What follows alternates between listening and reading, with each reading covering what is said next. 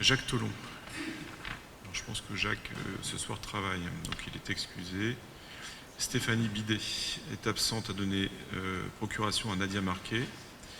Odile Morel, Philippe Tissot, Angélique Ferreira, Guénéa-Lehuette. Caroline Marie est absente, excusée de ne pouvoir à Guénéa-Lehuette.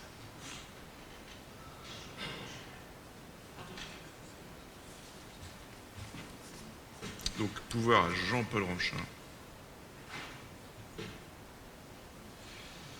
Jean-Paul Ranchin, Régine Jonchère, Christophe Jardin.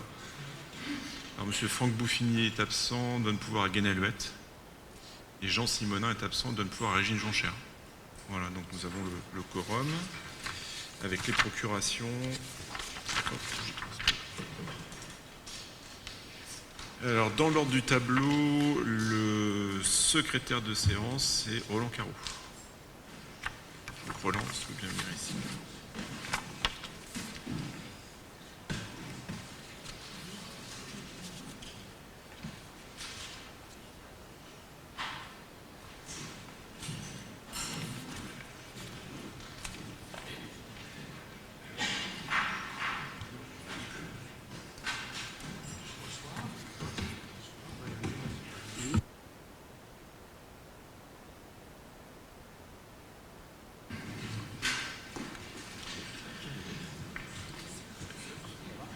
Donc ce soir, comme de coutume, nous avons une pensée pour les personnels de la commune et notamment à monsieur Alain Boucaud, qui est agent technique en maçonnerie au sein des services techniques de la ville, pour le décès de son père, monsieur Louis Boucaud. Donc bien évidemment, condoléances adressées à l'ensemble de la famille dans ce deuil. Et puis, alors pas de félicitations ce soir, mais malgré tout une pensée pour une personne que nous connaissons bien, qui s'appelle Klaus Friedrich. Klaus Friedrich est depuis 24 ans, ou alors était depuis 24 ans le maire de la ville de Corbare. Et depuis quelques jours, il a cédé les rênes de sa commune, cette ville jumelée à Avranches, à un jeune maire qui s'appelle Stéphane Kivig. Alors je dis un jeune maire puisque il a participé à un jumelage entre Avranches et Corbare en 1988 et il se trouve que je faisais également partie de ce jumelage. Donc on se connaît en effet depuis cette époque. Donc c'est Stéphane Kivig qui exerce désormais les fonctions de Bürgermeister de la ville de Corbare. Quoi qu'il en soit, ce que je voulais saluer ce soir en votre nom à tous, c'est cet engagement de Klaus Friedrich non seulement pour sa ville, pour laquelle il a œuvré pendant 24 ans, une ville pour laquelle il a énormément travaillé, notamment en portant des projets assez remarquables. Alors, il est vrai que en allant à Corbare et en discutant politique publique avec je regarde Guénéa-Lehuette qui, je pense, pourra intervenir aussi, parce que vous connaissez bien Klaus Friedrich, on peut comparer le fonctionnement de la France et le fonctionnement de l'Allemagne. Et quand on voit l'engagement de Klaus Friedrich, par exemple, pour reconstruire il y a quelques années son hôpital, qui est de compétence communale, ou bien encore pour reconstruire son nouvel hôtel de ville, dont les travaux se sont achevés il y a maintenant 4 ans, mais aussi l'ensemble des aménagements urbains, on constate à quel point les communes en Allemagne ont un poids prépondérant dans la vie de la cité au sens large du terme. Et puis Klaus Friedrich est un élu allemand qui, avec son équipe, a toujours veillé à entretenir ces relations d'amitié nées au lendemain de la guerre entre la ville d'Avranches et la ville de Corbare. Et je pense qu'on peut se féliciter de ces bonnes relations que nous avons pu entretenir au fil des ans. Alors Klaus a écrit un long courrier, je ne vous le lirai pas, il est en allemand, mais je pense qu'il sera traduit et il vous sera adressé, puisque dans ce courrier, il insiste beaucoup sur le plaisir qu'il a eu à venir à Avranches et sur la nécessité de continuer à entretenir ces liens d'amitié entre nos villes. Et bien évidemment, il nous appartient de prolonger cette histoire avec le nouveau maire et l'ensemble des élus de Corbare, mais aussi les équipes qui, d'une manière générale, sont très attachées, ainsi que la population, à cette amitié qui a maintenant plus de 60 ans. Voilà, donc ce soir, je tenais à marquer la pensée de notre conseil municipal à l'occasion de ce départ en retraite de Klaus Friedrich, qui restera à Korbach, dit-il dans son courrier, et aura plaisir à continuer à accueillir les Avranchinais et éventuellement à venir dans notre ville. Voilà. Monsieur Hatt, si vous voulez intervenir.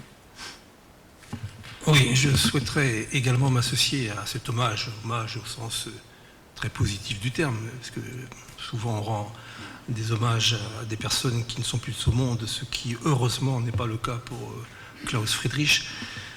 Mais je voudrais m'associer à vos propos, témoigner que Klaus Friedrich a été pendant de nombreuses années, 25 ans, pratiquement 25 ans, un maire très attentif à sa commune de Korbach, et puis très attentif aussi au jumelage entre nos deux villes. Il a pris le pas, comme disait le président José Marinier, puisque je rappelle que le jumelage entre nos deux villes date de 1963 et que c'est le président José Marinier qui l'avait initié. Il faut se souvenir que 1963, ce n'était guère que 18 ans après la fin de la Seconde Guerre mondiale, et que ce qui nous semble aujourd'hui tout naturel que l'on ait des échanges avec nos amis d'Outre-Rhin, imaginez en 1963. C'était totalement différent. Et il était difficile pour une commune française de rétablir ou de nouer des contacts avec une commune allemande. Le président José Marinier et ceux qui l'accompagnaient à cette époque ont souhaité le faire, et ils ont bien fait. Et les maires de Korbach et les maires d'Avranches qui se sont succédés ont souhaité pérenniser cette relation d'amitié entre Korbach et Avranches et entre la France et l'Allemagne. Alors certes, aujourd'hui, disons les choses très clairement, le couple franco-allemand, comme on a l'habitude de l'appeler, n'est sans doute plus le moteur de l'Europe tel qu'il l'a été pendant de nombreuses années. On se souvient de grande rencontre entre le général de Gaulle et le chancelier avec, non pas Angela Merkel, celui qui l'a précédé, bon, pardon, oui, Gerhard Schröder, et je crois qu'il y en avait encore un autre avant. Bref, en tout cas, l'amitié franco-allemande est quelque chose de très important, et je me souviens avoir rencontré à de nombreuses reprises Klaus Friedrich, aussi bien à Korbach qu'à Avranches. J'ai le souvenir du 50e anniversaire, du 60e anniversaire de la libération d'Avranches. C'était donc il y a un peu plus de 20 ans maintenant. Et je me souviens très précisément de la très forte émotion de Klaus Friedrich sur la place Patton. Voilà, la politique parfois nous divise, parfois nous oppose. On assiste, et vous le savez bien, de temps en temps à une sorte d'hystérisation du débat politique que je regrette et que je crois qu'on regrette tous ensemble ici. Mais la politique, c'est des femmes et des hommes. Voilà. Et Klaus Friedrich fait partie, je ne dis pas faisait partie, mais fait partie de ces hommes qui ont fait ce qu'ils pouvaient faire, chacun à son niveau, pour qu'il y ait de vrais liens entre nos deux villes, entre les villes d'Avranches et de Korbach, et qu'il y ait donc des liens très forts entre la France et l'Allemagne. Et je vous remercie d'avoir souhaité, à l'ouverture de ce conseil municipal, d'avoir souhaité rendre un hommage à Klaus Friedrich, parce qu'il le mérite amplement. Merci de vos propos, auxquels je me permets d'ajouter, pour la bonne connaissance du public et de la presse présente. Vous parliez de 63, en effet, naissance du jumelage, mais un jumelage qui ne faisait que concrétiser plus de 6 ans de relations scolaires entre la Alte Landesschule et le lycée Littré de l'époque.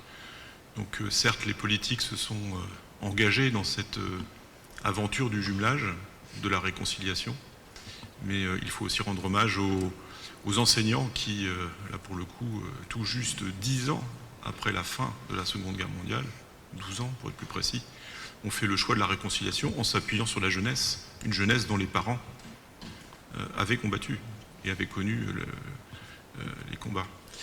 Et puis, puisqu'on a une pensée pour Klaus, je voudrais aussi avoir une pensée pour Doris, son épouse, qui est femme d'un élu de terrain, un élu avec un fort tempérament, et je crois pouvoir dire que Doris aura été une épouse de maire tout à fait emblématique et toujours en soutien de son époux.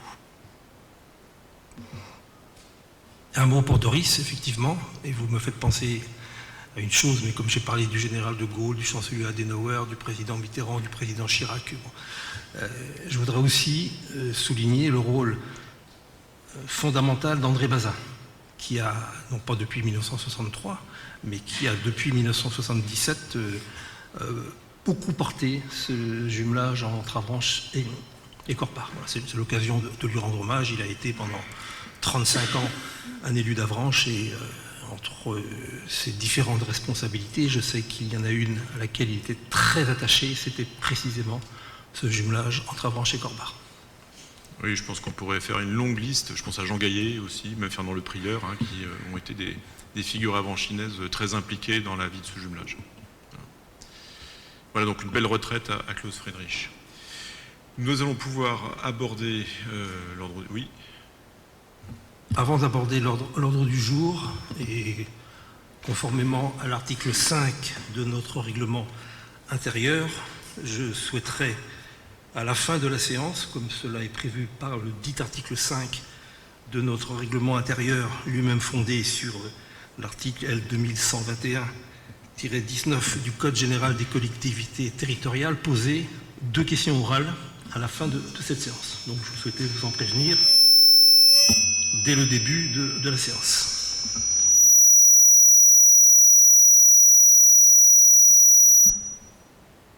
Et est-il possible d'avoir vos questions?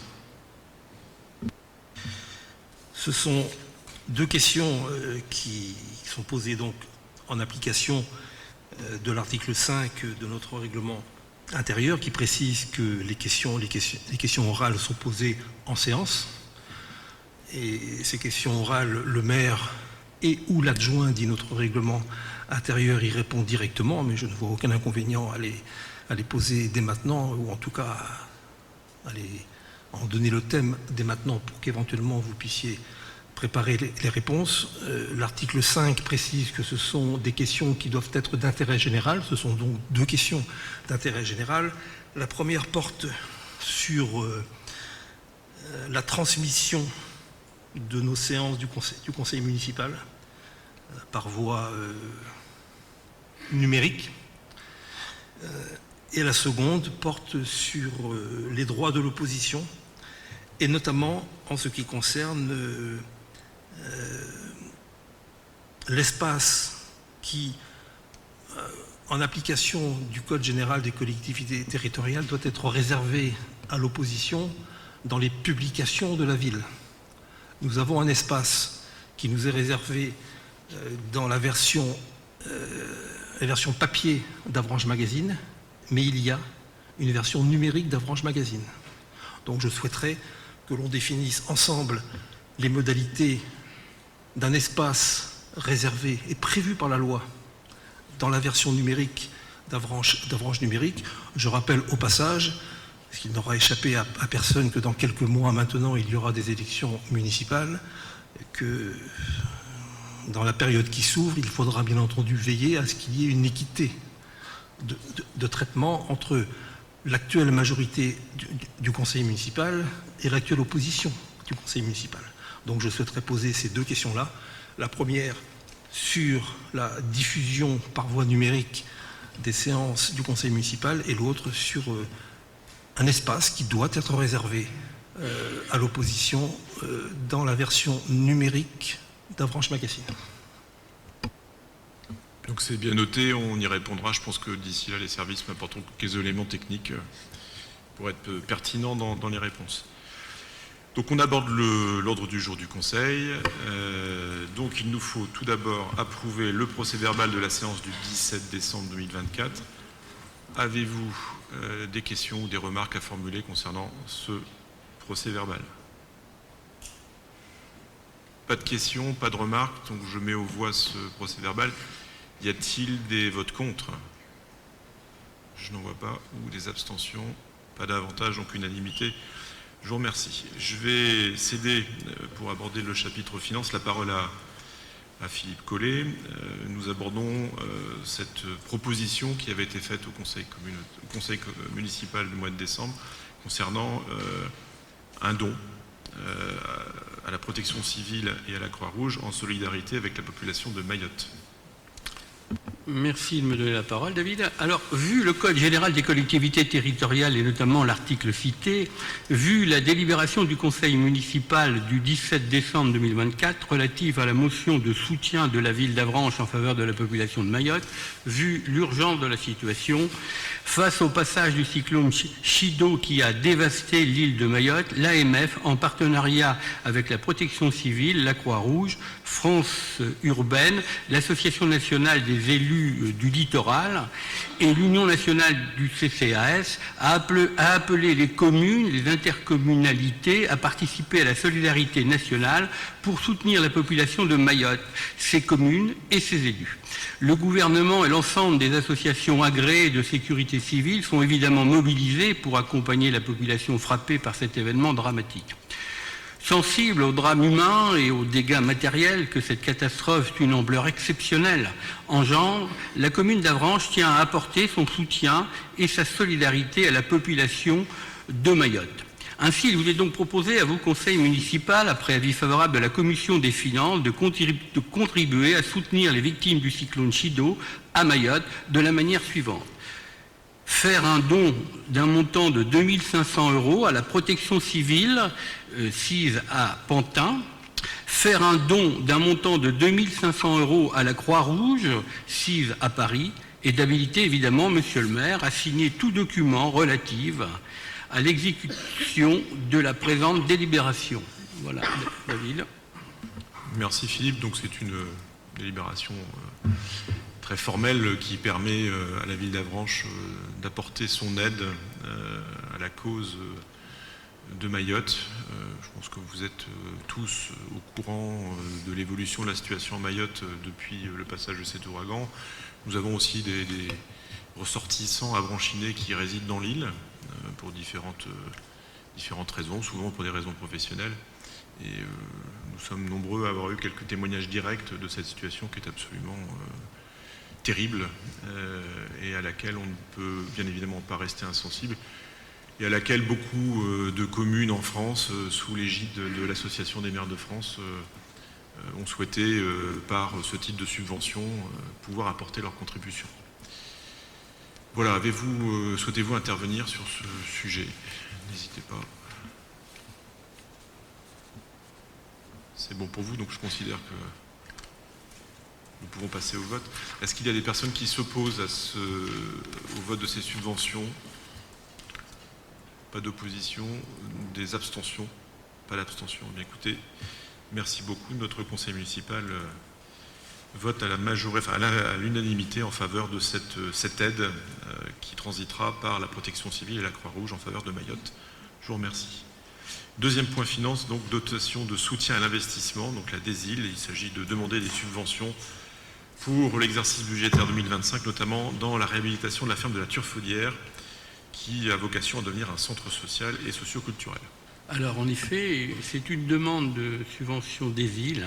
Le dossier est déposé au titre de la DESIL et concerne plus particulièrement la réhabilitation du bâtiment communal, dit la ferme de Turfaudière, en un centre social et socio-culturel. À cet effet, la commune prévoit un investissement d'environ 1 774 343 € hors taxe sur cette thématique en 2025 et s'inscrit ainsi dans un projet éligible à hauteur de 22,54% de la dotation de soutien d'investissement local, Ces travaux qui étaient nécessaires et programmés permettront le développement local par la commande publique.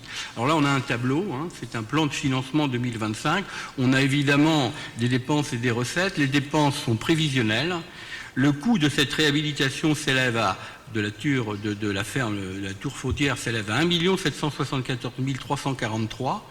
En face, on a les recettes suivantes. Donc, on espère obtenir 400 000 en DESIL. Le contrat du territoire région, c'est 250 000.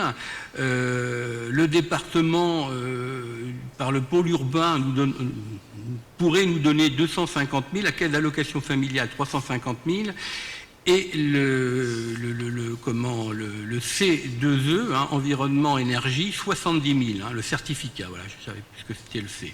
Donc, quand on additionne toutes les subventions, il faut bien atteindre le chiffre de 1 774 343. On aurait donc, je vais parler au conditionnel, un financement de 454 343. Le tableau, comme vous le voyez, s'équilibre. Ainsi, il vous est donc proposé à vous, conseil municipal, après avis favorable de la commission des finances, d'approuver ce plan de financement, de solliciter l'aide de l'État au titre de la DESIL 2025 pour l'obtention d'une subvention d'un montant de 400 000, correspondant à 22,54% du montant des travaux prévus en 2025, d'engager les travaux décrits ci-dessus dès remise de l'accusé de réception des services de l'État et d'autoriser Monsieur le maire à entreprendre les démarches administratives nécessaires à la bonne exécution des travaux. Voilà le livre. Merci Philippe. Avez-vous des questions? Questions, remarques sur cette demande de subvention? Monsieur Ranchin. Sur la DETR, c'est un prévisionnel de 400 000 ou c'est une subvention qui est déjà définie en tant que telle? Parce que si l'État réduit les aides aux communes, puisque bon, on n'est pas sans savoir qu'aujourd'hui le gouvernement cherche des économies, et je pense que même si on nous annonce que les collectivités ne devraient pas peut-être faire les frais de ces réductions budgétaires, j'ai un doute là-dessus, excusez-moi, ça veut dire que notre autofinancement augmenterait de autant de... Il est vrai que toutes les subventions, il est vrai, monsieur Ranchin, que toutes les subventions qu'on demande, c'est toujours un espoir d'obtenir une certaine somme. C'est donc par nature prévisionnel. Et évidemment, la correction se fera par un autofinancement, comme dans tous les projets. Et même avant ce qui est en train de se passer aujourd'hui. D'accord, faut le savoir. Mais bon, on a bon espoir malgré tout. Voilà. Parce que pourquoi on a bon espoir, mais Thierry, tu pourrais peut-être t'exprimer, c'est un projet extrêmement vertueux en termes d'éthique, en termes d'environnement. Je ne sais pas si tu veux prendre la parole, David. Oui, juste un mot, puis je laisserai la parole à Thierry. Alors, il faut savoir que les chiffres qu'on a côté subvention État, notamment sur la DESIL et DETR, ne sont pas des chiffres qu'on a indiqués au doigt mouillé. Ça fait l'objet de dialogue avec les services de la préfecture et donc de la sous-préfecture.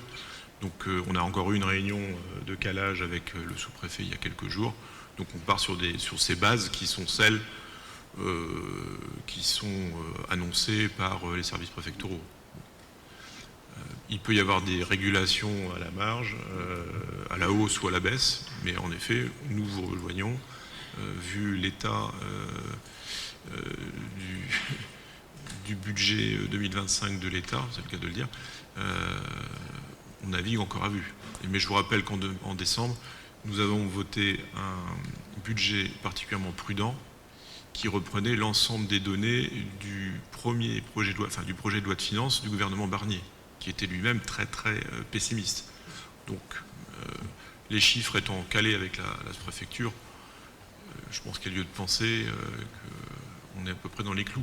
Mais bien évidemment, il peut y avoir des ajustements en cours de projet. Thierry, si tu veux... Oui, pour dire que comme pour tous les autres projets, on travaille très très étroitement avec les financeurs.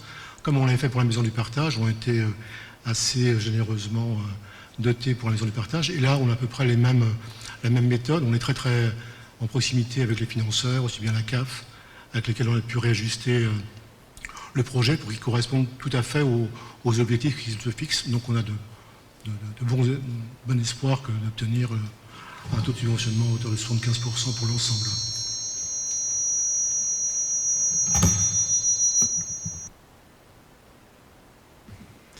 Est-ce qu'il y a d'autres interventions sur cette demande de subvention, Monsieur Huette?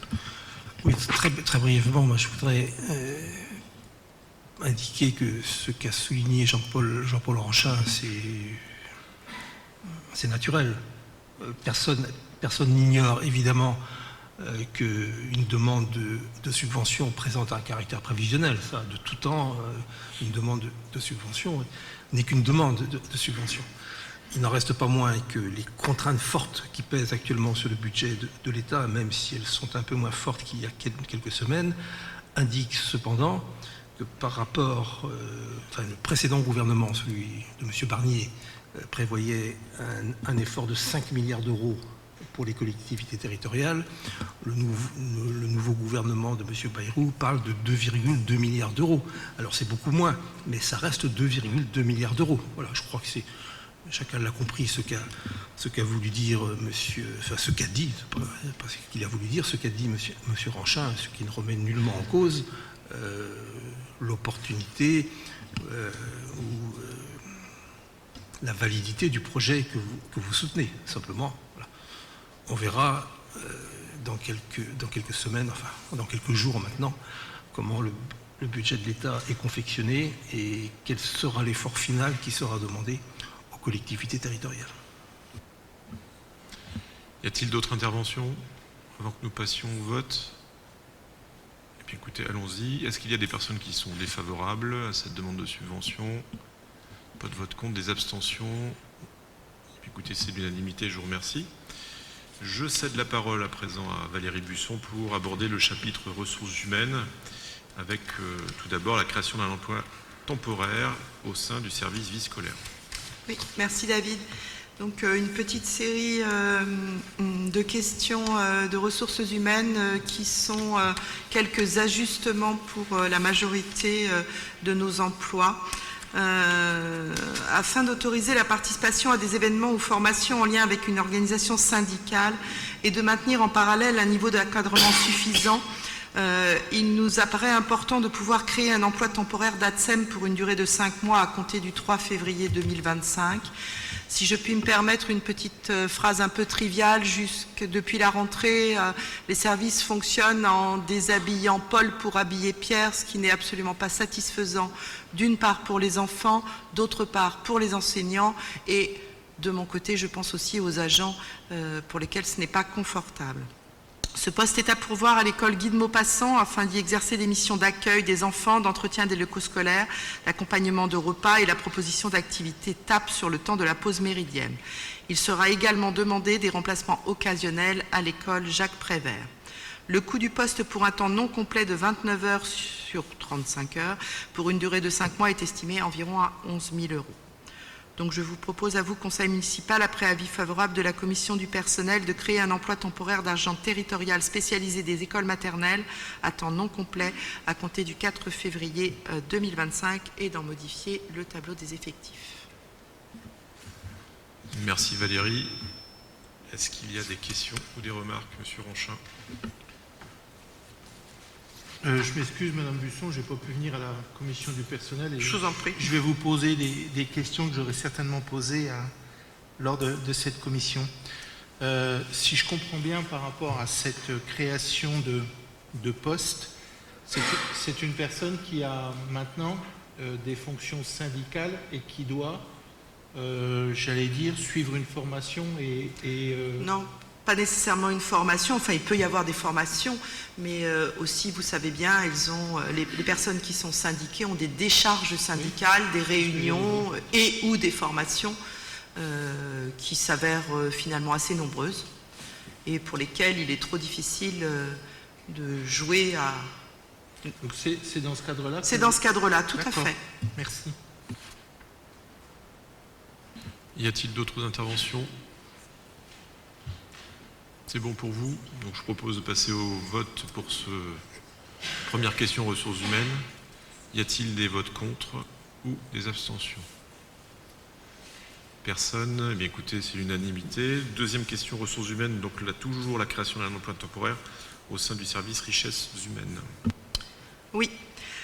Alors là, il s'agit de renforcer les effectifs du service richesses humaines pour assurer la continuité du service, entre parenthèses, dans le cadre d'une absence prolongée. Et il convient donc de créer un emploi temporaire de catégorie C, filière administrative à temps complet au sein du service à partir du 1er février. Le coût du poste à temps complet d'une durée de 2 mois est estimé à 5 300 €. C'est une personne qui est déjà en poste. Et il vous est proposé donc à vous, conseil municipal, après avis favorable de la commission du personnel, de créer un poste temporaire de catégorie C, filière administrative à temps complet à compter de ce 1er février et de modifier ainsi le tableau des effectifs. Merci Valérie. Avez-vous des questions? Pas de questions, pas de remarques. Donc on passe au vote. Y a-t-il des votes contre?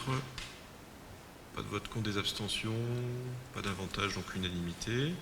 Troisième question, ressources humaines, donc création d'un emploi temporaire, cette fois-ci pour le pôle aménagement et cadre de vie. Là encore, une continuité de service au sein du pôle aménagement et cadre de vie pour répondre rapidement aux sollicitations qui nécessitent la passation d'actes administratifs. Vous savez bien qu'on y est soumis et contraint. Et il convient donc de créer un emploi temporaire de catégorie C, filière administrative à temps complet au sein du service à côté également du 1er février 2025. Le coût du poste pour un temps complet d'une durée de 2 mois est estimé environ à 5 300 €. Il vous est donc proposé à vous, conseil municipal, après avis favorable de la commission du personnel, de créer cet emploi temporaire de catégorie C, filière administrative à temps complet à compter du 1er février 2025 et de modifier ainsi le tableau des effectifs. Même question, y a-t-il des remarques ou des personnes qui souhaitent s'exprimer? C'est bon pour vous, donc je vous propose de passer au vote. Y a-t-il des votes contre? Je n'en vois pas, des abstentions, pas d'avantage, donc unanimité. Cette fois-ci, on évoque avec la question 6 la création d'un emploi permanent au sein du service informatique. Oui, même principe que pour les questions précédentes. Continuité de service à assurer au sein du service informatique pour répondre de manière rapide et sécurisée aux différentes sollicitations des usagers. Il convient de créer un emploi permanent de catégorie B, filière technique à temps complet au sein du service à compter du 1er mai 2025 pour y exercer différentes missions qui vous sont listées sur le tableau et sur lequel je ne vais pas m'étendre. Le coût du poste est estimé à 35 000 €. Cet emploi permanent pourra éventuellement être pourvu par un argent contractuel en vertu d'un contrat à durée déterminée. Il vous est proposé à vous, conseil municipal, après avis favorable de la commission du personnel, de créer un poste permanent de catégorie B, filière technique à temps complet à compter du 1er mai 2025 et de modifier ainsi le tableau des effectifs. Merci Valérie. Y a-t-il des interventions? Monsieur Ranchin. Lors d'un précédent conseil municipal, on avait évoqué un audit du service informatique lié à une constatation de mauvais fonctionnement. On va préciser ça comme ça. À la fin du conseil municipal, je m'étais entretenu donc avec M. Lucas qui m'avait parlé de la réalisation de cet audit et que nous aurions le résultat de cet audit, les tenants et les aboutissants. Donc ma première question, c'est est-ce que cet audit est terminé et est-ce qu'il serait possible donc d'avoir les comptes rendus de cet audit? Et ma deuxième question pour Madame Busson, est-ce que cette embauche en emploi permanent fait suite à l'audit et peut-être à la réorganisation du service informatique suite aux conclusions? Alors, un premier mot sur le diagnostic. Donc c'est un diagnostic qui est éminemment technique et qui mettait en avant des failles dans nos systèmes informatiques qui... je vais être très, très vague parce que déjà d'une part je ne connais pas le document par cœur, mais ce que j'en ai retenu, c'est qu'il y avait des failles dans le système informatique qui ne rendaient pas complètement sûr le dit système, à la fois du fait de procédures qui étaient complètement à repenser, à revoir, et puis de l'infrastructure numérique qui était elle-même très fragile. Donc on a vraiment travaillé au cours de cet audit, à la fois sur l'infrastructure numérique elle-même de la commune, mais je ne peux pas rentrer dans le détail, n'étant pas informaticien moi-même, mais aussi sur le volet ressources humaines, et je vais laisser la parole à... Donc je pense qu'on peut vous permettre d'en prendre connaissance, mais vous comprendrez bien qu'il en va de la sûreté numérique de la commune. ne pourra pas en donner des copies, puisque tous les problèmes ne sont pas... Alors, les problèmes sont en cours de résolution, mais tout n'est pas encore complètement abouti. Oh oui, je pense qu'on peut même imaginer un rendez-vous avec l'informaticien qui vous expliquera les tenants et les aboutissants. Mais là, on est sur du discrétionnaire, puisqu'il en va, encore une fois. Je reviens quand même sur le contexte dans lequel nous évoluons. Au cours des mois et des années qui viennent de s'écouler, on a beaucoup de communes, de grandes collectivités, je pense à la région Normandie, communes d'Angers également, enfin, qui ont connu des actes qu'on peut qualifier de terrorisme, c'est du terrorisme numérique, avec en fait des gens très malveillants qui agissent aux quatre coins de la planète, qui vont infiltrer le système informatique de manière parfaitement invisible, qui vont en absorber toute la matière. Et quand je dis la matière, ce sont des données souvent personnelles, individuelles, et puis ensuite rançonner la collectivité, qui, si elle ne rentre pas dans ce jeu, se voit perdre l'ensemble de ces données. C'est ce qui est arrivé à la région Normandie il y a quelques mois, avec un travail qui consiste à tout reprendre depuis le début. Donc après cet audit, il s'est avéré que nous avions, nous aussi, des failles dans le système. Alors les failles, parfois, c'est des facteurs humains, c'est des procédures de la part d'agents, d'élus aussi, enfin de nous tous, qui utilisons une messagerie municipale qui ne sont pas optimales, avec des mots de passe qui ne sont pas suffisamment travaillés, ou ainsi de suite. Donc, comme beaucoup de collectivités en France, on a fait cet audit qui a permis de révéler des problèmes qu'on traite aujourd'hui au quotidien. Mais bien évidemment, vous pourrez prendre connaissance de ce rapport. Il vous suffira de prendre la tâche peut-être de Jacques et puis avec l'informaticien pour qu'on évoque dans le détail ce qui est en cours de traitement. Parce que bon, je vais être avec vous, mais il y a des termes techniques que je ne pourrais pas vous expliquer. Et Valérie, peut-être sur le volet ressources humaines, parce qu'il y avait...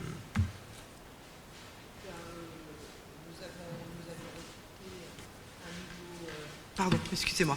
Nous avions recruté un nouveau responsable de service qui ne peut évidemment pas assumer la totalité des demandes. Il fait tout ce qu'il peut, mais il a aussi ce travail en lien avec l'audit, puisque dans cet audit ont été pointés un certain nombre de points qui sont un petit peu sa feuille de route de travail, de réorganisation, mais à la fois tous les services sont chaque jour potentiellement demandeurs d'un petit dépannage ou d'une petite aide, et il faut donc renforcer l'équipe dans ce sens.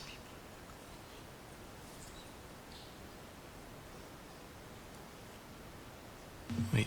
Si c'était nécessaire, j'appuie la demande qui vient d'être faite par Jean-Paul Rachin, à laquelle vous avez répondu, parce que je crois qu'il faut effectivement que les conseillers municipaux, en tout cas ceux qui sont intéressés par le sujet, puissent obtenir un certain nombre d'informations sur cet audit du service informatique. Je crois pouvoir dire, sans crainte d'être démenti, que les élus de l'opposition sont des élus responsables, et que si l'on nous dit que dans l'audit, il y a des éléments qui ne doivent pas être divulgués, bien entendu, on ne les divulguera pas. Notamment, je pense à des indications qui pourraient être de nature nominative. Il va de soi que celles-ci sont couvertes, sinon par le secret professionnel stricto sensu au sens du code pénal, sans aller jusque-là, mais au moins le bon sens veut que ce soit in vitro, si vous me permettez l'expression. Voilà. Donc je réitère cette demande d'une réunion assez rapide, pendant 6 mois, une réunion rapide, de façon à ce que l'on puisse prendre connaissance de cet audit. Et on sera d'ailleurs, j'ai évoqué au début de la séance le règlement intérieur, on sera aussi, en étant destinataire d'une manière ou d'une autre de cet audit, on sera dans le respect du règlement intérieur de notre conseil municipal. Monsieur Huet, il n'y a pas d'élément nominatif, c'est un très gros document extrêmement technique, mais il n'y a pas d'élément nominatif. Bon, donc j'étais encore plus prudent qu'il convenait de l'être, et donc il n'y a plus aucun obstacle. Enfin, j'avais cru comprendre qu'il n'y en avait pas de toute façon, mais il n'y a manifestement aucun obstacle à ce que, dans un délai rapide maintenant, il y ait cette information qui soit portée à la connaissance des conseillers municipaux intéressés. Et je précise que la communauté d'agglomération a conduit le même audit, est toujours en cours d'audit, et en tout cas en cours de règlement de difficultés, avec un audit qui a démarré à la fin du mandat précédent. Donc, sachant que là, on était dans un écosystème numérique bien plus important encore, et qui était en grande partie à construire quasiment ex nihilo. Donc sur ce point, y a-t-il d'autres remarques ou d'autres questions? C'est bon pour vous, donc on peut passer au vote. Y a-t-il des votes contre? Donc on a donc l'ensemble de l'opposition vote contre. D'accord. Donc 7 votes contre. Des abstentions. Je n'en vois pas, donc la majorité approuve ce point. Le point 7, donc c'est un avenant numéro 1 à la convention du service intercommunal de la politique de la ville. Oui, un point un peu différent. Donc, vous savez que la politique de la ville, c'est une politique publique qui est partagée avec l'État, dont la compétence revient à la communauté d'agglomération Mont-Saint-Michel-Normandie, mais que celle-ci peut être David, merci. Cette dernière peut confier, par convention, avec là où les collectivités concernées, la création ou la gestion de certains équipements ou services relevant de ses attributions à une ou plusieurs communes membres, à leur groupement ou à toute autre collectivité territoriale ou établissement public. La ville d'Avranches s'est vue confier, depuis le 1er avril 2024, la compétence politique de la ville qu'elle met en œuvre au nom et pour le compte de la communauté d'agglomération au travers de cette convention. Considérant que le temps de travail estimé à 0,5 équivalent temps plein est sous-calibré par rapport à la mission réellement menée, il convient d'établir un avenant, appelé numéro 1, à la convention à hauteur des coûts réellement supportés par la ville et s'agissant du personnel, dans la limite d'un équivalent temps plein d'un emploi de catégorie B, soit 1820 heures payées et comprenant les frais annexes, visites médicales, cotisations d'œuvres sociales, frais de déplacement, etc. La rémunération du personnel ainsi que les dépenses de fonctionnement strictement nécessaires et affectées à la gestion de la compétence politique de la ville sont supportées par la communauté d'agglomération Mont-Saint-Michel-Normandie à hauteur des coûts réellement supportés par la ville. Vu le projet d'avenant à cette convention, il vous est donc proposé à vous, conseil municipal, après avis favorable de la commission du personnel, d'accepter cet avenant numéro 1 à la convention de gestion du service intercommunal de la politique de la ville et d'autoriser monsieur le maire ou son représentant à signer le dit avenant. Merci Valérie. Avez-vous des questions, des remarques concernant cet avenant? C'est clair pour vous tous. Donc je vous propose de passer au vote. Y a-t-il des votes contre ou des abstentions? Je ne vois pas de main se lever, donc c'est l'unanimité. Je vous remercie. Donc ainsi s'achève le chapitre ressources humaines. Merci Valérie. On va aborder le chapitre urbanisme et travaux. Donc c'est le point 8, avec un acte administratif de transfert de biens immobiliers en pleine propriété de la ville d'Avranches vers le syndicat de mutualisation de l'eau potable du Grand Villet et de l'Avranchin, donc le SMPGA. Oui, c'est assez copieux en termes de pages. Je ne vous lirai pas in extenso parce que ça fait plus que... Je pense que les références cadastrales ne sont pas forcément importantes. Donc, vu le Code général des collectivités territoriales, le Code de la propriété des personnes publiques, l'arrêté préfectoral du préfet de la Manche en date du 8 août 2009 portant autorisation de dérivation des eaux, autorisation de prélèvement des eaux, déclaration d'utilité publique des périmètres de protection et établissement de servitude sur la mise en place d'une prise d'eau superficielle du moulin sur la Braise à Marseille-les-Grèves au bénéfice de la ville d'Avranches. Vu la délibération de la ville d'Avranches en date du 26 novembre 2012 rendant un avis favorable à la création d'un syndicat mixte de production d'eau potable, vu l'arrêté préfectoral en date du 22 juillet 2013 portant création du syndicat mixte de production d'eau potable du Grand Villet et de l'Avranchin, SMPGA, vu la délibération de la commission permanente du conseil départemental de la Manche en date du 19 janvier 2024 validant une enquête publique sur les propositions d'aménagement foncier, agricole et forestier des communes de Marseille-les-Grèves, Saint-Jean-de-la-Haise, Pont, l'Olif et Bassilly, tel que conçu par la commission intercommunale.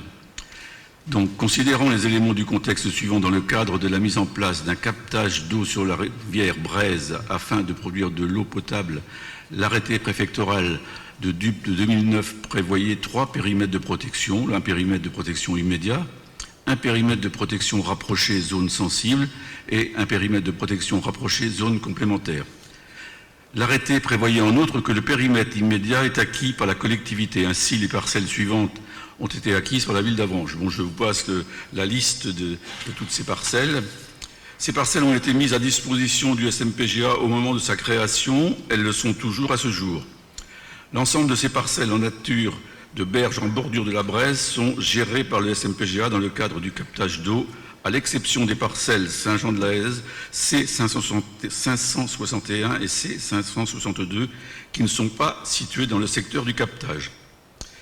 L'opération d'aménagement foncier agricole et forestier des communes de Marcé-les-Grèves, Saint-Jean-de-la-Haise, Pont, Lolif et Bassilly, initiée par le département de la Manche actuellement en cours, prévoit un remembrement de l'ensemble de la zone englobant les parcelles décrites ci-dessus. Les géomètres de chez Géomat mandatés par le département sont qualifiés pour réaliser des actes d'échange et de transfert de propriété. Dans ce cadre, il apparaît opportun d'opérer un transfert de biens décrits et exploités par le SMPGA de la ville d'Avranches au bénéfice du SMPGA. Ces terres sont constituées de 4 parcelles sur la commune de Saint-Jean-de-la-Haise, surface totale 37 ar, 35 ca. 8 parcelles sur la commune de Lolif, surface totale 68 ar, 69 ca. Et 14 parcelles situées sur la commune de Marcé-les-Grèves, surface totale 67 ar, 68 ca. Une estimation des domaines a été réalisée en fonction de la catégorie des sols. Les services des domaines ont retenu 0,90 le mètre carré pour le prêt, 1,060 le mètre carré pour le prêt 3 et 1,050 le mètre carré pour les prêts 4 et 5, par courrier en date de décembre 1924, du 23 décembre 2024. Excusez-moi, c'est le vieillissement. Le SMPGA a fait une proposition d'acquisition au prix de 0,25 le mètre carré, soit pour un hectare 73 ar 72 ca, ce qui représente 4 343 €. Il justifie le montant du fait que ces terres ne servent qu'à la protection de la Braise, qu'elles ne représentent que des berges et non des prés.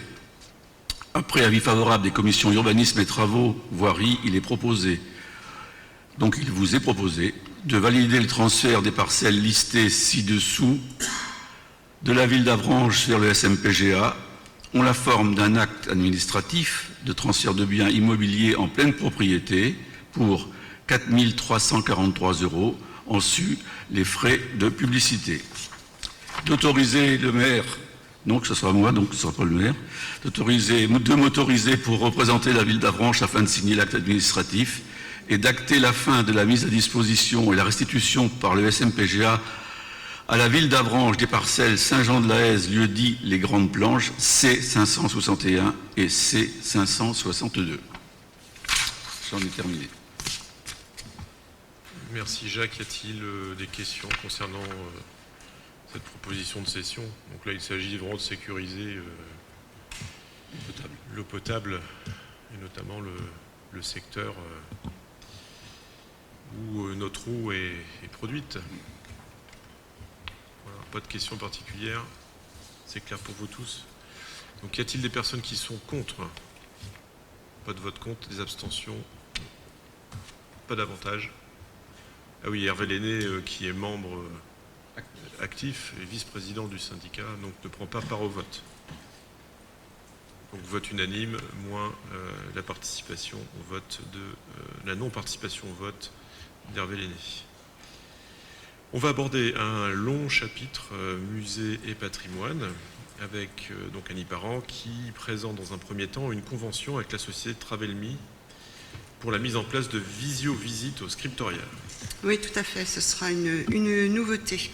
Donc une guide indépendante a proposé au scriptorial d'accueillir des visio-visites.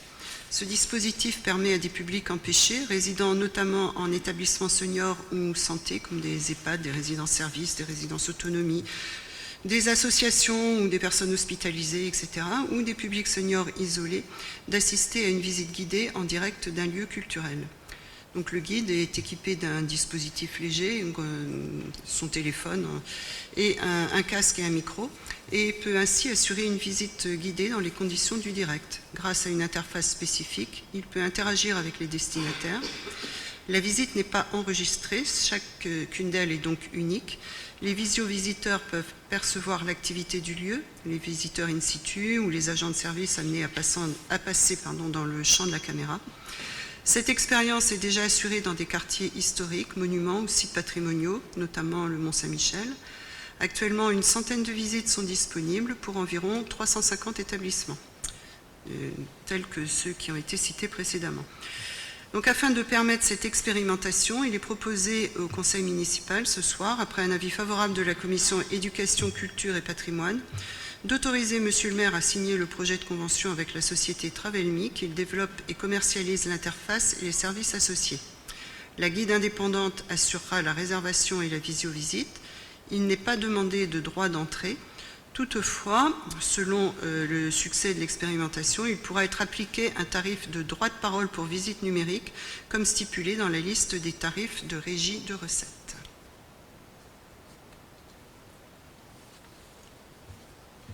Merci Annie. Est-ce que vous avez besoin de compléments d'information, Monsieur Ranchin? Est-ce qu'on a le montant de cette prestation? Le montant, il n'y a pas de frais, ça n'occasionne pas de frais pour la commune. La guide travaille bénévolement? Elle travaille pour elle. Elle vend sa prestation. Ah, elle vend sa prestation pour son compte? D'accord. Y a-t-il d'autres questions? Pas de questions. Alors c'est vrai que c'est une offre complémentaire qui est très intéressante. Et surtout, comme le disait Annie, c'est déjà bien présent dans divers monuments, dont l'abbaye du Mont-Saint-Michel. Oui. Et c'est de nature à augmenter la qualité des visites. Oui, monsieur Watt. Une précision tout de même. La guide, je comprends bien, et une bonne chose, vend sa prestation. Mais la ville peut demander quelque chose à la guide. Oui, je vois bien, mais est-ce que vous avez une idée sur le montant qui pourrait être demandé, ou bien est-ce que c'est encore trop tôt? Tôt, en fait, ça dépend du nombre de personnes qu'elle peut avoir en face d'elle, de l'établissement qui la sollicite. Voilà, on attend de voir aussi comment ça fonctionne, mais ça a été discuté avec elle, ça ne posera pas de... Parce qu'il faudra bien fixer un tarif à un moment ou à un autre. Du coup, moi, je ne peux pas vous annoncer des tarifs précis, mais c'est prévu dans le cadre des tarifs de régie de recettes. Oui, si je puis me permettre de parler comme guide au Mont, effectivement, moi, ça m'est arrivé plusieurs fois de conduire ce type de visite, et c'est essentiellement à la demande de ce qu'on appelle le public empêché. En gros, c'est pour des maisons de retraite, c'est pour des écoles éloignées.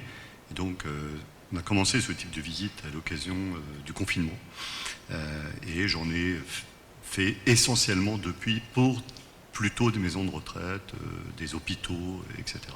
Voilà, c'est quand même très à la marge, il faut être honnête.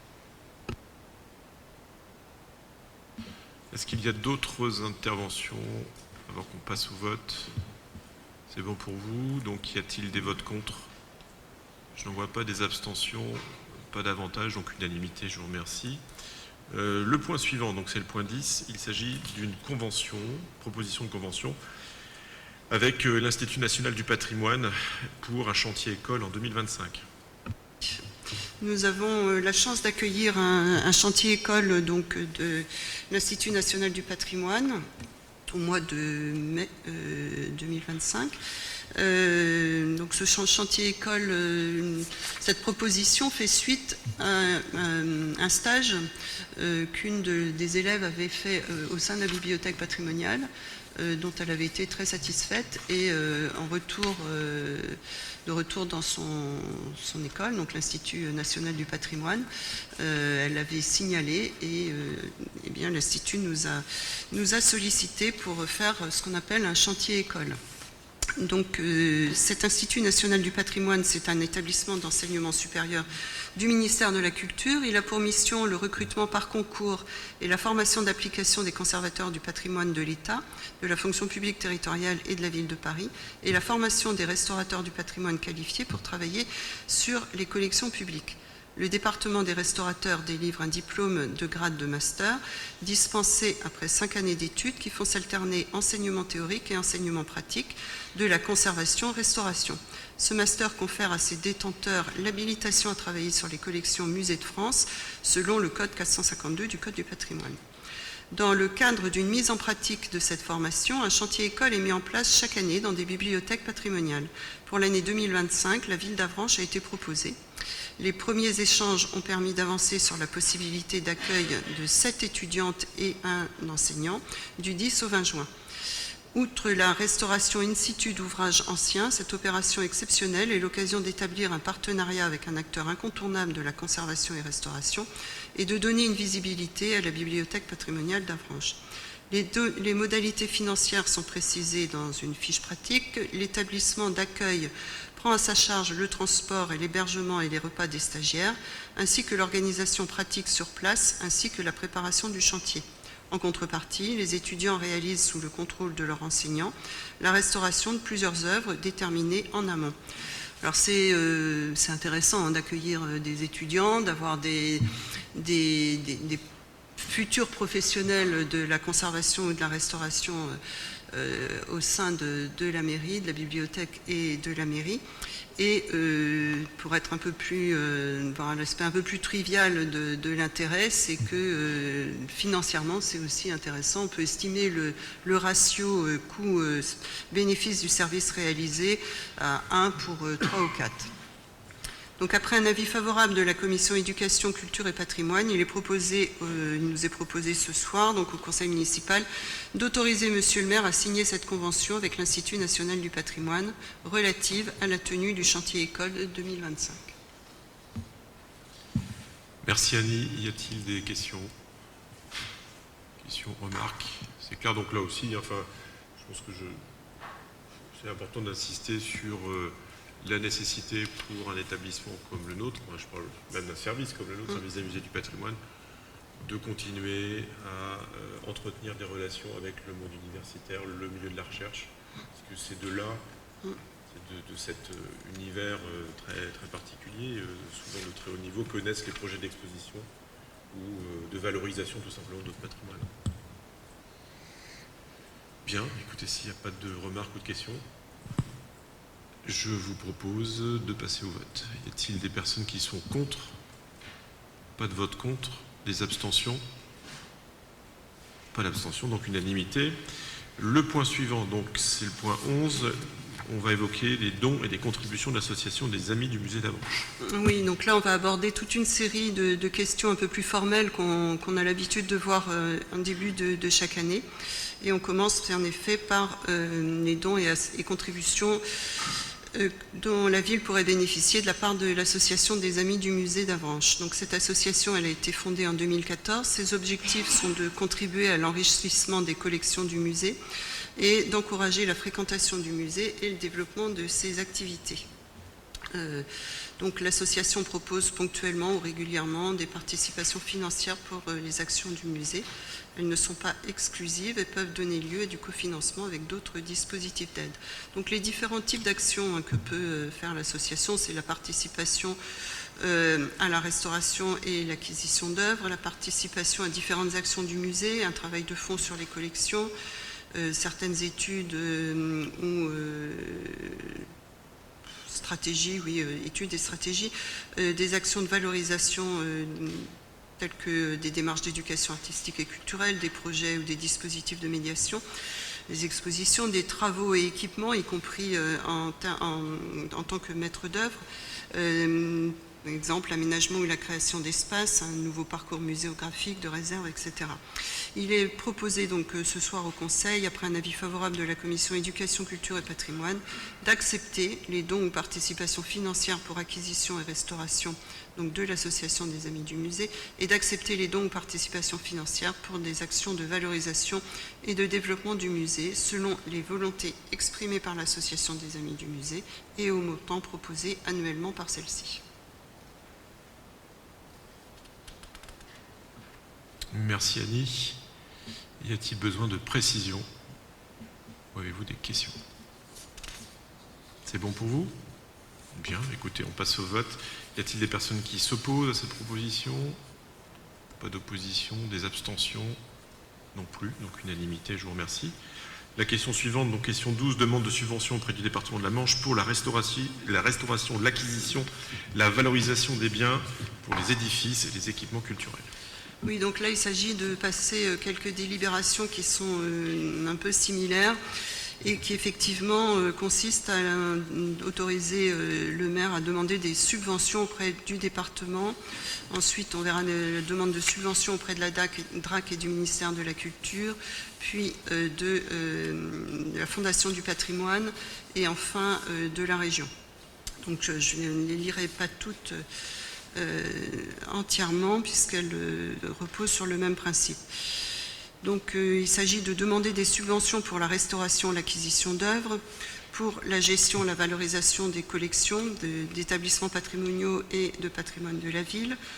Par exemple, un travail de fond sur les collections, des études, des stratégies, de même que ce qu'on a énoncé tout à l'heure à propos de l'association des amis, des projets de valorisation, des projets de travaux et d'équipement. Concernant les édifices inscrits ou classés monuments historiques, une aide du département de la Manche peut être apportée sur la restauration d'édifices inscrits. Et l'aide peut porter à la fois sur les travaux et des aménagements, mais aussi sur des prestations comme de la maîtrise d'œuvre ou de l'assistance à maîtrise d'ouvrage, certains diagnostics. Donc il est proposé au Conseil, après un avis favorable de la Commission Éducation, Culture et Patrimoine, d'autoriser la sollicitation au montant le plus élevé possible des aides financières du département de la Manche pour l'enrichissement et la bonne conservation des collections de la ville, pour la gestion et la valorisation des collections et établissements patrimoniaux de la ville, pour la restauration de ces édifices. Il est également proposé au Conseil municipal d'autoriser la réponse aux appels à projets départementaux portant sur la valorisation des collections et établissements patrimoniaux de la ville, selon les opportunités. Merci Annie. Avez-vous besoin de précision? C'est bon pour vous. Donc là, on peut se satisfaire de voir que le département a des politiques d'accompagnement des communes, notamment en faveur de la valorisation, de la préservation du patrimoine. Tout à fait. Bien, écoutez, je propose de passer au vote. Y a-t-il des votes contre? Pas de vote contre, des abstentions, pas d'avantage, donc unanimité. Le point suivant, donc point 13, donc il s'agit de demander des subventions auprès de la DRAC et donc du ministère de la Culture pour la restauration, l'acquisition, la valorisation des biens, édifices et équipements culturels. Donc, oui, c'est un peu le même type de délibération. Donc, je vais vous lire l'introduction concernant le ministère de la Culture et son service déconcentré en région, donc la DRAC. Donc, ce ministère, c'est un partenaire institutionnel essentiel sur les volets culturels et patrimoniaux. En effet, la DRAC est la tutelle scientifique et le financeur d'opérations menées par la collectivité, à la fois sur les collections patrimoniales, mais aussi sur les établissements et leurs actions. Ces aides peuvent être régulières, comme des aides annuelles à la restauration et aux acquisitions, ou plus ponctuelles par le biais d'appels à projets spécifiques. Elles ne sont pas exclusives et peuvent donner lieu à du cofinancement avec d'autres dispositifs d'aide. Donc ces aides peuvent être, comme il a été dit, des demandes de subventions pour la restauration et l'acquisition d'œuvres, donc pour les musées, pour les collections mobilières inscrites ou classées, ou pour d'autres collections mobilières. Également pour les manuscrits, les livres anciens, les documents et archives. Donc je vous laisse lire la note. Ces aides peuvent être également des demandes de subventions pour la gestion et la valorisation des collections, les établissements patrimoniaux et patrimoine de la ville. Je ne reviendrai pas sur le travail de fond sur les collections, les études et stratégies, la valorisation, les travaux et équipements. Il peut être également question d'aide pour soutenir la restauration d'édifices inscrits ou classés monuments historiques, pour toute intervention concernant ces édifices. Également, donc ça c'est la deuxième année seulement qu'on passe en délibération la sollicitation éventuelle du fonds ARPIN pour l'acquisition et la restauration du patrimoine d'intérêt national dans le cadre des bibliothèques. Donc il nous est proposé ce soir, après un avis favorable de la Commission Éducation, Culture et Patrimoine, d'autoriser la sollicitation au montant le plus élevé possible des aides financières du FRAM ou du FRAR pour l'enrichissement et la bonne conservation des collections du musée, des aides financières de l'ANRAC pour l'enrichissement et la bonne conservation des collections mobilières inscrites, classées ou sans statut, de l'aide financière du FRAB et ou de l'ANRAC et ou du ministère de la Culture pour la restauration, la conservation et ou l'acquisition des collections de la bibliothèque patrimoniale, de l'aide financière de l'ANRAC pour la gestion et la valorisation des collections, établissements patrimoniaux et patrimoine de la ville, notamment les fonds dotation générale décentralisée, de l'aide financière de l'ANRAC pour la restauration de ces édifices inscrits ou classés. Il est également proposé ce soir d'autoriser la réponse aux appels à projets nationaux ou régionaux portant sur la valorisation des collections et établissements patrimoniaux de la ville selon les opportunités auprès de l'ANRAC et ou du ministère de la Culture. Donc ce sont des délibérations très formelles, mais je vous ferai un petit point à la suite des délibérations sur ce que ces sollicitations de diverses subventions ont permis de percevoir comme cofinancement pour différents projets menés par la ville sur les collections. Merci Annie. Y a-t-il besoin de précision? C'est bon pour vous, donc je vous propose de passer au vote. Y a-t-il des votes contre? Pas de vote contre. Des abstentions? Pas d'abstention. Donc l'unanimité. Point 14, donc cette fois-ci, c'est également, mais cette fois-ci c'est auprès de la Fondation du patrimoine. Tout à fait. Donc la Fondation du patrimoine, c'est un organisme privé à but non lucratif qui peut apporter son concours financier au projet de restauration sur le patrimoine mobilier et immobilier. Ces aides peuvent faire l'objet d'une convention tripartite avec la commune et l'association locale de sauvegarde concernée par le projet ou être portées par le club des mécènes. Elles ne sont pas exclusives et peuvent donner lieu à du cofinancement avec d'autres dispositifs. Donc là, en l'occurrence, on a une convention tripartite entre la Fondation du patrimoine, la ville et l'association Saint-Gervais-Saint-Protais pour la restauration de la basilique. Donc le type d'aide qu'il est possible de demander sont exactement les mêmes que celles qui ont été énoncées auparavant. Donc je vais aller directement à l'objet de la délibération. Donc il nous est proposé ce soir, après un avis favorable de la Commission Éducation, Culture, Patrimoine, d'autoriser la sollicitation au montant le plus élevé possible de la Fondation du patrimoine des aides financières pour l'enrichissement et la bonne conservation des collections de la ville, la gestion et la valorisation des collections et établissements patrimoniaux de la ville, la restauration de ces édifices ou éléments patrimoniaux. Il est également proposé au Conseil d'autoriser la signature de toute convention permettant de mettre en œuvre ces dispositifs de financement, l'adhésion à la Fondation du patrimoine délégation de Normandie ou le règlement annuel de la cotisation adaptée en fonction du nombre d'habitants et la réponse aux opérations particulières selon les opportunités. Bien, écoutez, je ne sais pas si vous avez plus de questions pour les deux points précédents, mais n'hésitez pas. Donc, la Fondation du patrimoine avec la DRAC constitue le principal partenaire lorsqu'il s'agit de trouver ou d'aider les collectivités à dégager des financements. On le voit bien pour la restauration de la basilique Saint-Gervais. Le travail qui a été accompli par l'association Saint-Aubert est largement appuyé par la Fondation du patrimoine qui abonde justement aux fonds collectés par la dite association. Donc la convention avec la Fondation du patrimoine est particulièrement fructueuse. Oui. Et j'ai reçu un peu plus tard que cet après-midi un message d'un des membres du club des mécènes de la Manche qui nous sollicite pour savoir si nous avons des objets patrimoniaux à restaurer puisque nous sommes éligibles du fait de la convention qui nous lie.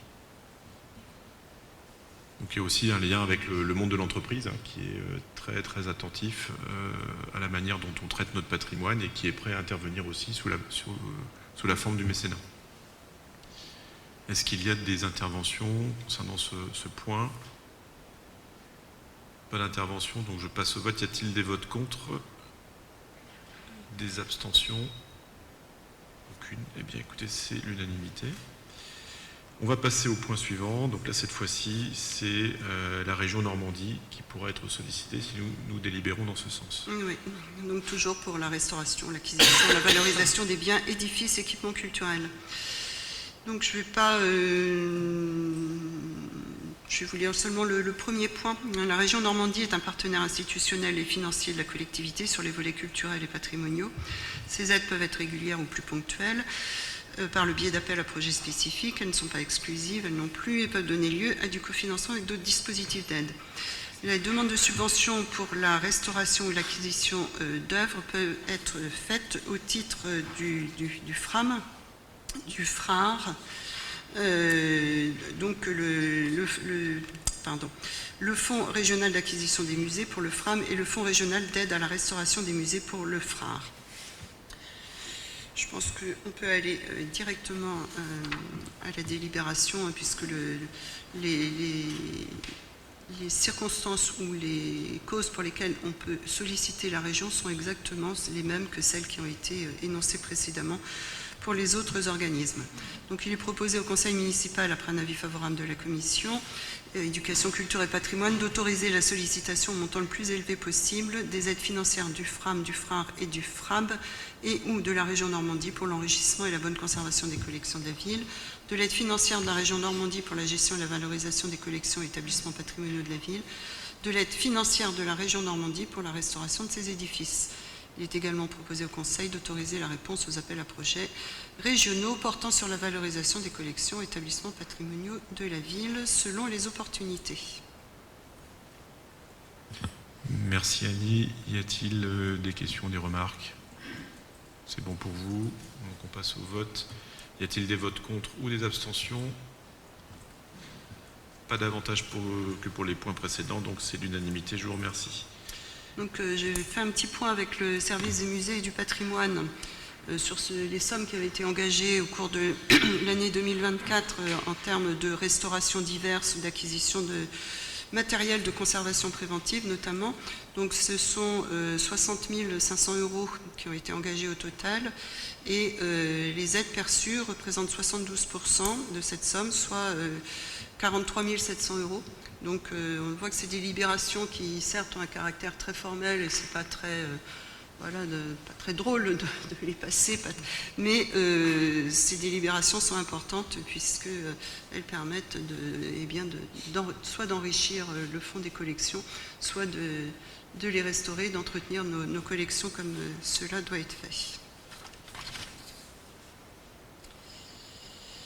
Ensuite, je passe à la délibération suivante. Donc ça aussi, c'est une délibération habituelle qui concerne le procès verbal, un procès verbal de récolement des collections du musée d'art et d'histoire, donc Musée de France.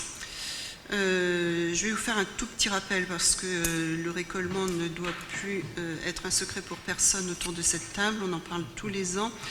Donc en application de la loi numéro 2002-5 du 4 janvier 2002 relative au Musée de France et de la circulaire 2006-006 du 27 juillet 2006 relative aux opérations de récolement des collections, le Musée d'art et d'histoire procède au récolement décennal de ces collections. La définition du récolement, je ne la rappelle pas. Donc cette année, campagne de récolement de l'année 2024 concernait les campagnes 11 et 12 qui correspondent au fonds métiers du bois et métiers du cuir appartenant au domaine vie professionnelle. Ces fonds regroupent d'une part les outils utilisés par différentes professions travaillant le bois et le chaume, principalement donc les outils utilisés par les charrons, les tonneliers, les sabotiers, les couvreurs de chaume. D'autres métiers également étaient représentés par des objets isolés ou en nombre moins important, comme le menuisier, le charpentier, mais également le rempailleur de chaises, le bûcheron, le tourneur sur bois, le couvreur en essente. D'autre part, les outils utilisés par les différentes professions travaillant le cuir. Je ne vais pas vous les énumérer. Cette dernière catégorie est principalement constituée de 2 fonds d'atelier de Bourrelier. Le premier provenant du Mortenay et acheté à un antiquaire en 1971, et le second résultant d'un don de la veuve de Maurice Allard, qui était un bourrelier qui a commencé son activité en 1907 et qui s'est installé à Saint-Hilaire de 1930 à 1964. Donc ce sont des fonds qui sont vraiment locaux. Ces 2 fonds représentent au total 92 biens récoltés en août 2023 et sur une période qui va de juillet à décembre 2024, soit 4,9% des collections totales du musée d'art et d'histoire. Donc voilà, vous pourrez avoir en annexe le procès-verbal de ces campagnes 11 et 12, et il nous est demandé ce soir, après un avis favorable de la Commission, de valider ce procès-verbal de récolement des campagnes 11 et 12 menées en 2024. Avez-vous des questions ou des remarques concernant ce qui vient d'être rapporté par Annie? Je rappelle que le récolement est une obligation réglementaire dès lors qu'un ensemble de collections est labellisé Musée de France. Donc ça s'impose à nous. Et puis c'est une façon, là aussi, de s'immerger dans nos collections, d'en comprendre la teneur, les origines, comme cela a été rappelé pour les fonds évoqués ce soir, pour mieux les exploiter ensuite.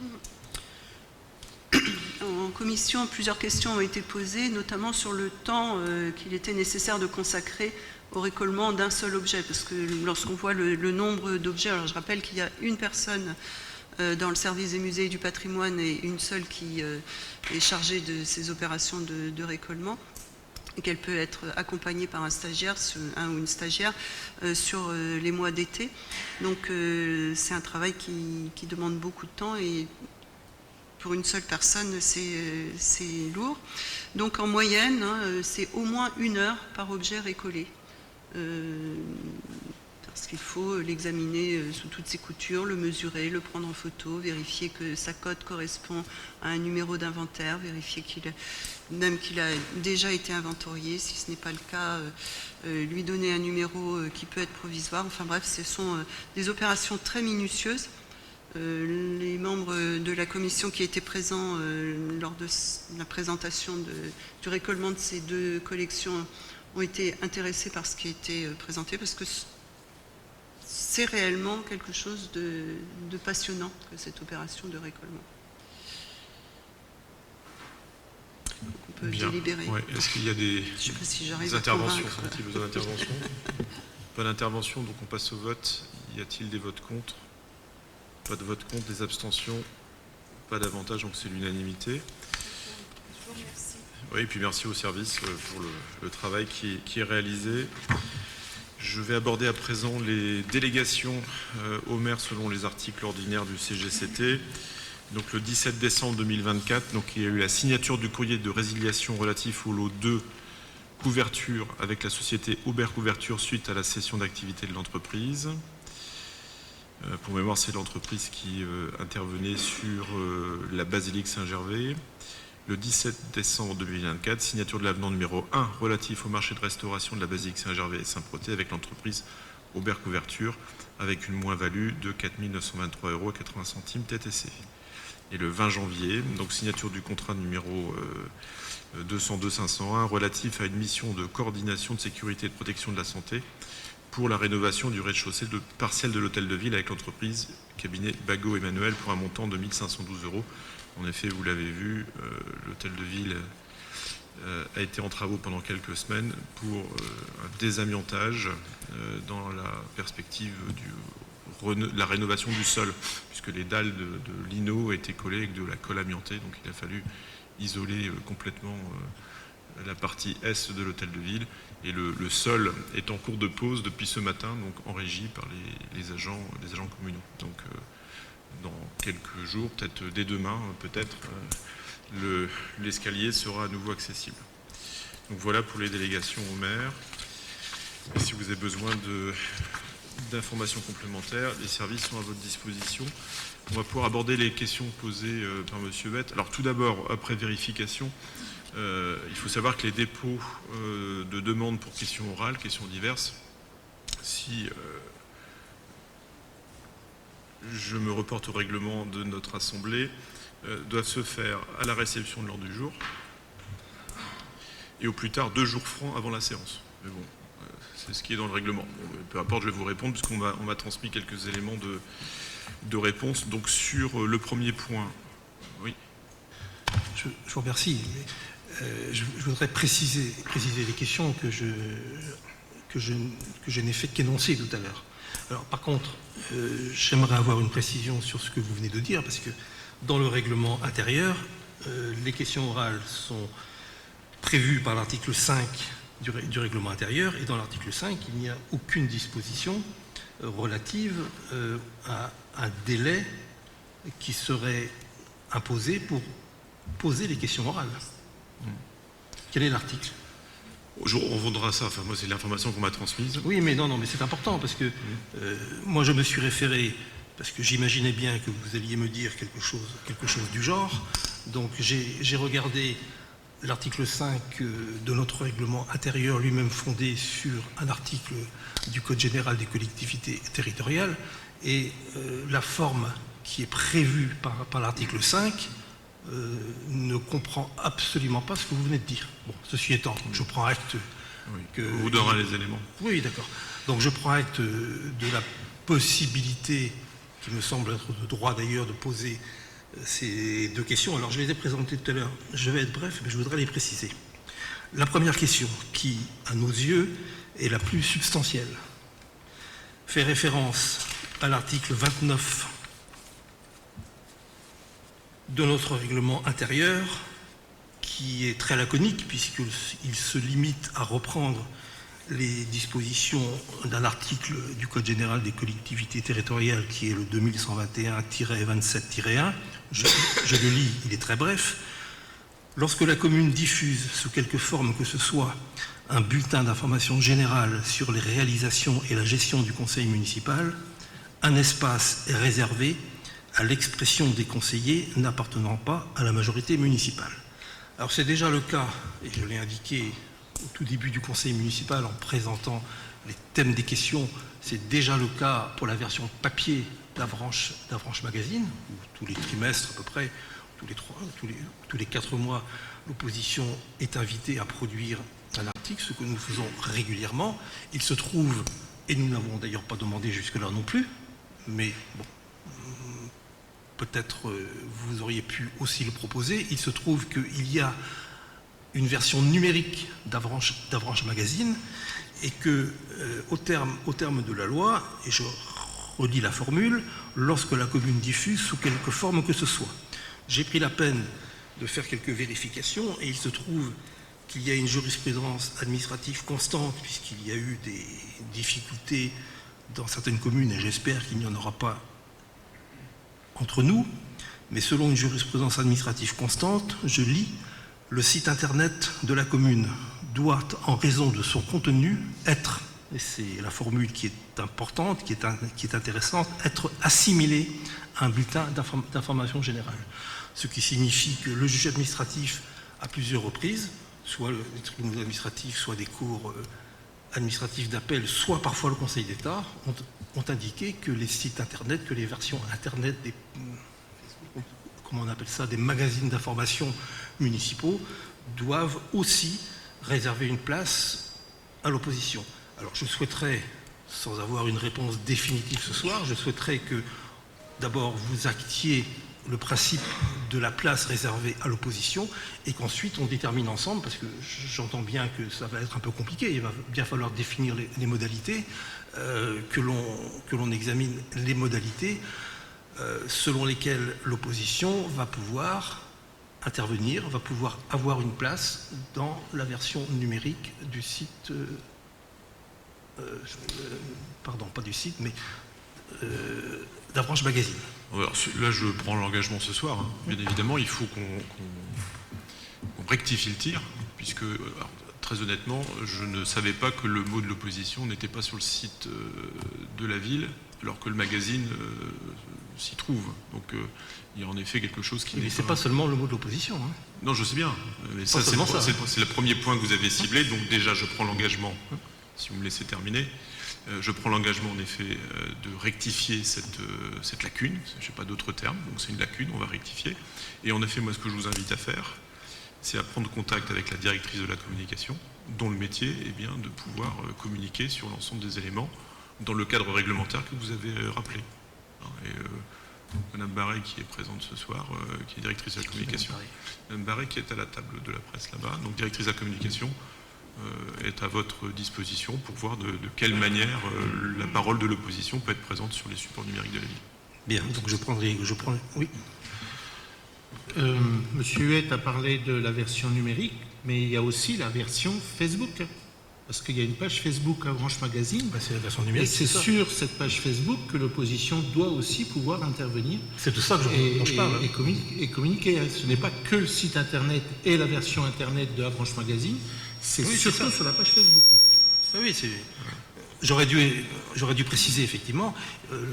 Avranches Magazine a une application Facebook. C'est sur cette application-là que l'on demande d'avoir un espace réservé à l'opposition. Très bien. Ce sera vu. En fait, honnêtement, dans un souci d'indépendance totale, je vous laisse voir en tant que groupe d'opposition avec le service communication. Ça vous appartient. Le service communication, d'ailleurs, est au service de la commune et pas du groupe majoritaire. Il y a une neutralité qui est demandée au service communication, qui est censé faire la promotion de l'ensemble de ce que font les services municipaux, avant tout, bien évidemment. Et comme c'est le cas dans le bulletin papier, il y a à la fois, donc à la fin du magazine, il y a le mot de la majorité et le mot de la minorité, donc ce sera respecté. Mais à vous de voir les modalités. Donc je verrai Madame Barret, je vous remercie, je verrai Madame Barret pour définir les modalités pratiques ou techniques de cette page, on veut dire, ou de cet espace consacré ou réservé à l'opposition sur la page Facebook d'Avranches Magazine. Par anticipation, parce qu'on va entrer les uns et les autres dans une période qui n'est pas dramatique, qui est même au contraire intéressante, qui va être une campagne électorale, j'indique par anticipation que le code électoral édicte également des règles sur les magazines d'information municipaux en période électorale. Donc il faudra aussi qu'on y veille dans le respect des principes républicains et dans un souci d'équité entre les différentes composantes de l'actuel conseil municipal. Mais là aussi, je prends l'engagement que ces règles en période électorale seront parfaitement respectées. Le second sujet... Comme cela a été le cas il y a 5 ans. Le second sujet ou la seconde question que je voulais poser, je vous l'avoue, qui revêt à mes yeux, à nos yeux, un caractère moins substantiel, mais qui est important tout de même, fait référence ou est fondé sur l'article 12 de notre règlement intérieur, qui indique la chose suivante, de façon très laconique aussi, en se limitant, mais ce n'est pas une critique, un règlement intérieur n'a pas vocation à être un texte trop long.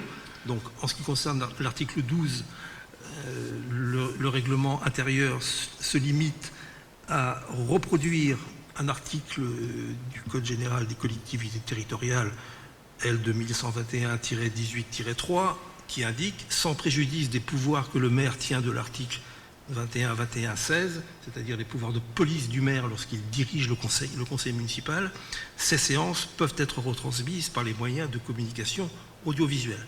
Alors j'entends bien que le texte dit peuvent et que c'est donc une possibilité et pas une obligation.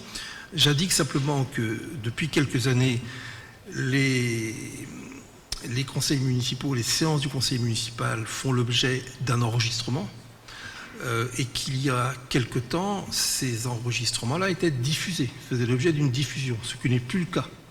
Alors, est-ce que c'est une décision in abstracto ou est-ce que c'est une décision qui aurait été prise parce que parfois, mais c'est la démocratie locale, parce que parfois il y a des séances du conseil municipal au cours desquelles l'opposition dit ce qu'elle a à dire et parfois de façon très précise. Donc je voudrais avoir également votre position sur la diffusion numérique des séances du conseil municipal qui existait auparavant et qui n'existe plus maintenant. Alors, 2 éléments de réponse. Tout d'abord, tout comme vous, je suis attaché à la transparence des débats. J'en veux pour preuve que ce système de vidéo, alors qui fonctionne, Oui, j'ai vu. C'est nous qui l'avons mis en place. Voilà. Il se trouve que, et nous en avons parlé en début de séance, nous avons des problèmes informatiques. Et aujourd'hui, et c'est en cours de résolution, pour le coup c'est un problème purement technique, qui nous empêche de diffuser, de mettre en ligne les différentes séances depuis quelque temps. Depuis, je sais pas, c'est... Depuis 1 an. Ouais, quasiment 1 an. Ouais. Et le problème technique doit pouvoir être résolu. Eh bien, justement, ça fera partie des sujets qu'on pourra évoquer avec vous, mais... Les moyens humains. Ouais, il y a moyens techniques et humains, mais surtout des moyens techniques. Donc mais je suis le premier à déplorer que les débats ne soient plus en ligne.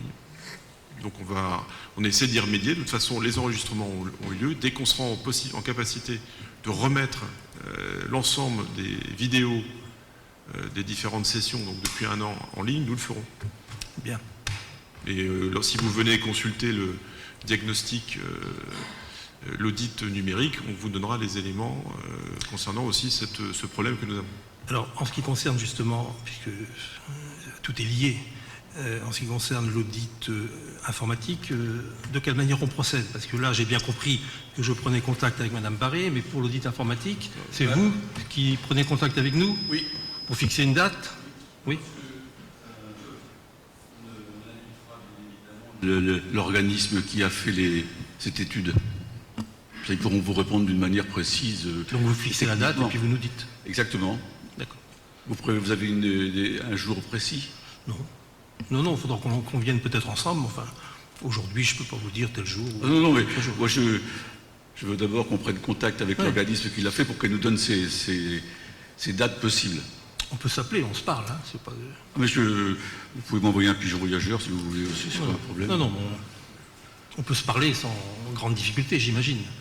Pour fixer une date, oui, c'est relativement bref. Voilà, c'est relativement bref. Oui. Bien, je vous remercie. Un dernier point avant la fin du conseil municipal. On est aujourd'hui le 28 janvier. Demain, c'est l'anniversaire de Madame Joncher. Et je souhaiterais lui souhaiter, et je pense au nom de l'ensemble du conseil municipal, je rappelle qu'elle est la doyenne de notre assemblée, et je salue également M. Philippe Tissot, dont je ne connais pas la date d'anniversaire, mais j'imagine que l'ensemble du conseil municipal peut cette année souhaiter un bon anniversaire à Madame Joncher. Eh bien, tout à fait, Madame Joncher, je vous souhaite, et nous vous souhaitons un très bon anniversaire. Bon anniversaire. Pour répondre à votre question, j'avais 3 ans pile poil quand Avranches a été libéré. C'est le doyen, et moi je suis la doyenne. 31 juillet 41. Alors, il y a Christian Cossec qui a une question aussi. Oui, c'est pas une question, c'est juste une petite malice. Je trouve que votre appétence pour les vidéos du conseil municipal m'amuse assez, à vrai dire, parce qu'il y a un temps, pas si lointain, vous avez eu quelques affaires avec un certain journaliste local qui filmait et vous l'avez poursuivi pour cette raison-là. C'est assez amusant. Alors, comme quoi, c'est un vrai retour des choses qui m'amuse beaucoup. Monsieur Cossec, vous faites bien de le dire, parce que ce à quoi vous faites référence, d'abord, remonte à de nombreuses années, et les termes juridiques qui prévoyaient l'enregistrement des séances des conseils municipaux n'étaient pas les mêmes. Et ce n'est pas la ville qui à l'époque, si vous voulez bien me laisser terminer, ça prendra 20 secondes, ce n'est pas la ville qui avait saisi la justice, mais l'intéressé, qui n'était pas journaliste d'ailleurs.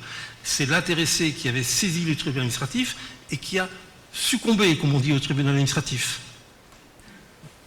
Et ça lui a coûté, je crois, à l'époque, j'en suis même sûr, puisqu'il avait eu l'audace en plus d'écrire à la mairie pour demander que la ville lui paye les frais d'avocat alors qu'il avait succombé au tribunal administratif. Donc, renseignez-vous bien avant de lancer des choses comme ça, parce que vous êtes vraiment en dehors de la réalité des choses là. Comme ça a été filmé, on va pouvoir les retrouver. Ça va être amusant de les mettre en ligne, absolument.